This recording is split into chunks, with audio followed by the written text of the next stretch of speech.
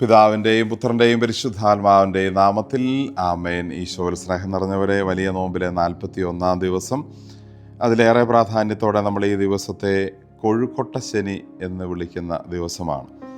40-ാം വെള്ളിക്ക് ശേഷം ഓശാന ഞായറിന് മുമ്പ് വരുന്ന ആ ദിവസം കൊഴുക്കൊട്ട ശനി എന്ന പേരിലാണ് പ്രത്യേകമായി സഭയുടെ പാരമ്പര്യത്തിൽ അറിയപ്പെടുന്നത്. അത് പല കാര്യങ്ങൾ കൊണ്ടാണ് ആ പേര് വന്നു ചേർന്നത്. അരി കൊണ്ടുണ്ടാക്കുന്ന ഒരു പലഹാരം, അതിൻ്റെ ഉള്ളിൽ മധുരം വെച്ച് പുറമെ അരിമാവ് കൊണ്ട് ഉരുട്ടിയെടുത്ത് ഒരു പലഹാരം ഉണ്ടാക്കി ആ ദിനം ആചരിക്കുമ്പോൾ അതിന് പല ആത്മീയ അർത്ഥങ്ങളുണ്ടെന്നും ബൈബിൾ പാരമ്പര്യവും പശ്ചാത്തലവും ഉണ്ടെന്നും നമ്മൾ തിരിച്ചറിയുകയാണ്.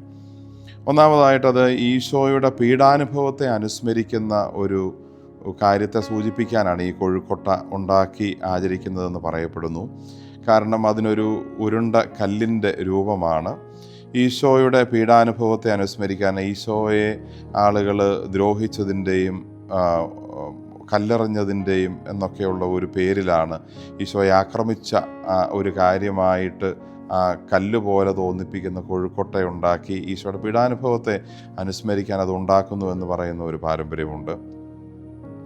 40 ദിവസത്തെ നോമ്പ് കഴിയുമ്പോൾ പ്രതീകാത്മകമായ ഒരു നോമ്പ് വീടലായി ഇതിനെക്കുറിച്ച് പറയുന്നു. ഈശോ 40 ദിവസം ഉപവസിച്ചു, ഭക്ഷണമൊന്നുമില്ലാതെ കഴിഞ്ഞുകൂടി. ഇപ്പോൾ ഈ 40 ദിവസം നമ്മളും നോമ്പ് കഴിയുമ്പോൾ ഒരു പ്രത്യേക ഭക്ഷണം ഉണ്ടാക്കി ആ 40 ദിവസത്തിൻ്റെ ഒരു നോമ്പ് വീടൽ, അത് ഇറച്ചിയോ മീനോ മുട്ടയോ മറ്റു കാര്യങ്ങളോ ആയിട്ടൊന്നുമല്ല, ഒരു ഭക്ഷണമുണ്ടാക്കി, പ്രത്യേക ഭക്ഷണമുണ്ടാക്കി കഴിച്ച് 40 ദിവസത്തിൻ്റെ ഉപവാസത്തിൻ്റെ തീരുന്ന ദിവസം അല്ലെങ്കിൽ അത് പൂർത്തിയാകുന്ന ദിവസം എന്ന രീതിയിൽ ഈ ഉപവാസ പൂർത്തീകരണത്തെ സൂചിപ്പിക്കാൻ ഉണ്ടാക്കുന്ന ഒരു പ്രത്യേക ഭക്ഷണമാണെന്ന് ഒരു പാരമ്പര്യം പറയുന്നു. ഇതിൻ്റെ പേര്, മൂന്നാമത്തെ ഒരു അർത്ഥം, ഇതിൻ്റെ പേര് കൊഴുക്കൊട്ട എന്നാണ്. കൊഴു എന്ന് പറഞ്ഞാൽ മഴു എന്നാണ് അർത്ഥം. മഴു തടിയെ പിളർക്കുന്നത് പോലെ മരണത്തിൻ്റെ ശക്തിയെ പിളർന്ന് അതിൻ്റെ ഉള്ളിൽ നിന്ന് ഈശോയുടെ ഉയർപ്പ് വരാൻ പോകുന്നു എന്നുള്ള ഒരു ആത്മീയ അർത്ഥമാണ് അത് സൂചിപ്പിക്കുന്ന മറ്റൊരു കാര്യം. അതിൻ്റെ ഉള്ളിൽ മധുരം വെച്ചിരിക്കും, തേങ്ങായും ശർക്കരയും ചേർത്ത മധുരം ഈ കൊഴുക്കൊട്ടയുടെ ഉള്ളിലുണ്ട്. പുറമേ കാണുന്ന ആ കാര്യം കടന്ന് അകത്തേക്ക് ചെല്ലുമ്പോൾ മധുരതരമായ കാര്യം വരുന്നു. ഉപവാസത്തിൻ്റെയും നോമ്പിൻ്റെയും പ്രായശ്ചിത്തത്തിൻ്റെയും ഒക്കെ കാലം കടന്ന് ഇനി ചെല്ലുമ്പോൾ ഇനി ഈശോയുടെ ഉയർപ്പിലേക്ക്, അതിൻ്റെ മധുരത്തിലേക്കാണ് ചെല്ലുന്നതെന്ന് സൂചിപ്പിക്കാനാണ് കൊഴുക്കൊട്ട ഉണ്ടാക്കി ഈ ദിവസം ആചരിക്കുന്നതെന്ന് ഒരു പാരമ്പര്യം പറയുന്നു. അതുപോലെ പരിത്യാഗ, നോമ്പ്, ഉപവാസങ്ങളിലൂടെ നേടിയെടുത്ത ആത്മീയ വെണ്മ, ഇതൊരു വെളുത്ത അരിമാവ് കൊണ്ടുണ്ടാക്കുന്നതായതുകൊണ്ട് വെണ്മയുള്ള ഒരു പുറംചട്ടയാണ് അതിനുള്ളത്. അതിൻ്റെ ഉള്ളിൽ ഉയർപ്പിൻ്റെ മധുരം വരാൻ പോകുന്നു എന്ന് പറയുന്ന മറ്റൊരർത്ഥം ഇതിനോട് ചേർത്ത് വായിക്കുന്നുണ്ട്. പ്രബലമായിട്ട് പറയുന്ന ഒരു കാര്യം, ഇന്നത്തെ സുവിശേഷ വായനയിൽ നമ്മൾ കേൾക്കുന്നത് പോലെ പെസഹായ്ക്ക് 6 ദിവസം മുമ്പ് ഈശോയുടെ സ്നേഹിതരായ മർത്തായുടെയും മറിയത്തിൻ്റെയും ലാസറിൻ്റെയും ഭവനത്തിൽ ഒരു വിരുന്നിന് ചെല്ലുന്നു. ലാസർ മരിച്ചവരിൽ നിന്ന് ഉയർപ്പിക്കപ്പെട്ടിട്ട് ലാസറും ആ കൂട്ടത്തിലുണ്ടായിരുന്നു എന്ന് പറയുന്നു. അപ്പോൾ അവിടെ വെച്ച് മറിയം ഈശോയുടെ പാദങ്ങളിൽ സുഗന്ധതൈലം പൂശുകയൊക്കെ ചെയ്യുന്നു. അപ്പോൾ ഈശോയുടെ ആ വരവിൽ ആ വീട്ടുകാർ, മർത്തായും മറിയവും ലാസറും, ആ വീട്ടുകാർ ഈശോയ്ക്കൊരു വിരുന്ന് കൊടുക്കുന്നു. ആ വിരുന്നിൽ കൊടുത്ത ഒരു പ്രത്യേക പലഹാരമായിരുന്നു അത് എന്ന് പറയുന്ന ഒരു പാരമ്പര്യവുമുണ്ട്. അതും ഈ രീതിയിൽ ആത്മീയമായ അർത്ഥം, ഉള്ളിൽ മധുരം സൂക്ഷിച്ച് വേദനയുടെ സഹനത്തിൻ്റെ കുരിശ് കടന്ന് ഉയർപ്പിൻ്റെ മധുരം വരാൻ പോകുന്നു എന്ന് സൂചിപ്പിക്കുന്ന ഒരു കാര്യം, ഒരു പ്രത്യേക ഭക്ഷണം ആ വിരുന്നിൽ കൊടുത്തതായിട്ട് കാണുന്ന ഒരു ഭക്ഷണമാണ് ഈ കൊഴുക്കൊട്ട എന്ന് പറയുന്ന ഒരു പാരമ്പര്യവുമുണ്ട്.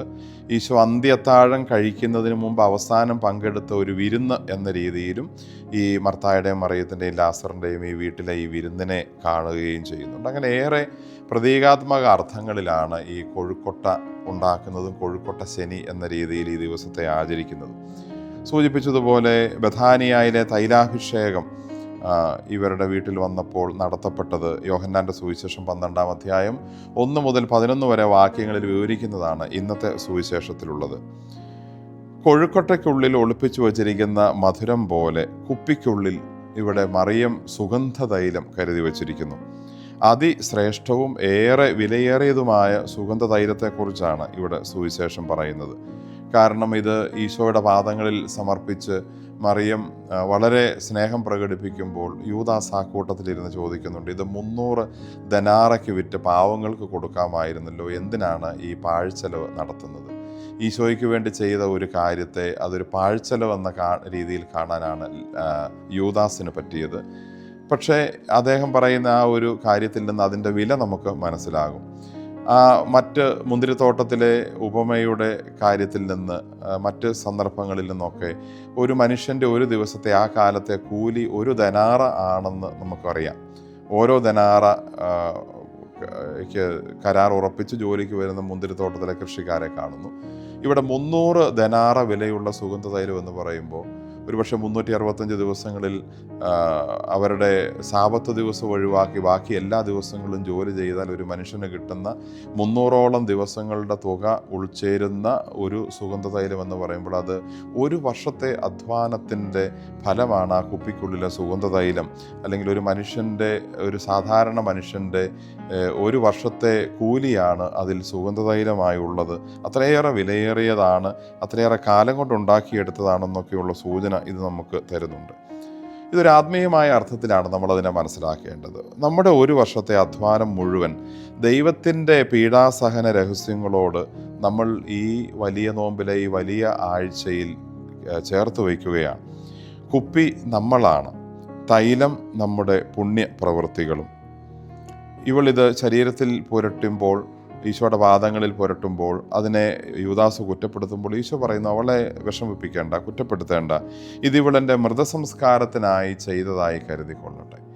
അത് ഇവളുടെ ഏറ്റവും വലിയ ഒരു സമർപ്പണമായി ഈശോ കാണുകയാണ്. ഈശോയുടെ പീഡാനുഭവ ജീവിതത്തോട് ചേർത്ത് വെച്ചാണ് ഈശോ ഇവളുടെ ഈ പ്രവൃത്തിയെ അളക്കുന്നതും.